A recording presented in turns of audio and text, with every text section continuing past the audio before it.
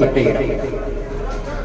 நபிகள் நாயகம் ஸல்லல்லாஹு அலைஹி வஸல்லம் அவர்களும் 1400 சஹாபாக்களும் மதீனாவிலிருந்து ஹிஜ்ரி 6வது வருடம் துல்காதாவுடைய மாதம் ஃபஜ்ர் தொழுகைக்கு பின்பு தரப்பட்டு, இதற்கு இடையில நபியவர்கள் வருவதற்கு முன்பு மக்காவுக்குள்ள தூது அனுப்பி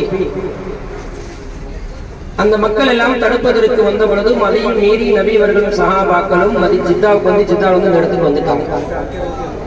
இந்த இடத்திற்கு வந்ததற்கு பின்பு ஒரு தூதுவர் வர்றார் மக்காவில் இருந்து.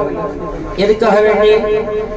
அவங்களுக்கு உம்ராவுக்கு நாங்க அனுமதி தர மாட்டோம், நீங்க என்ன செஞ்சிடணும், மதீனாவுக்கு போகணும் அப்படின்னு வந்தபோது நபியவர்கள் சொன்னார்கள், நாங்க எல்லாரும் யாரும் வந்திருக்கிறோம், உம்ரா முடிச்சோன்னு என்ன செஞ்சிருவோம், மதீனாவுக்கு நாங்க போயிடுவோம்.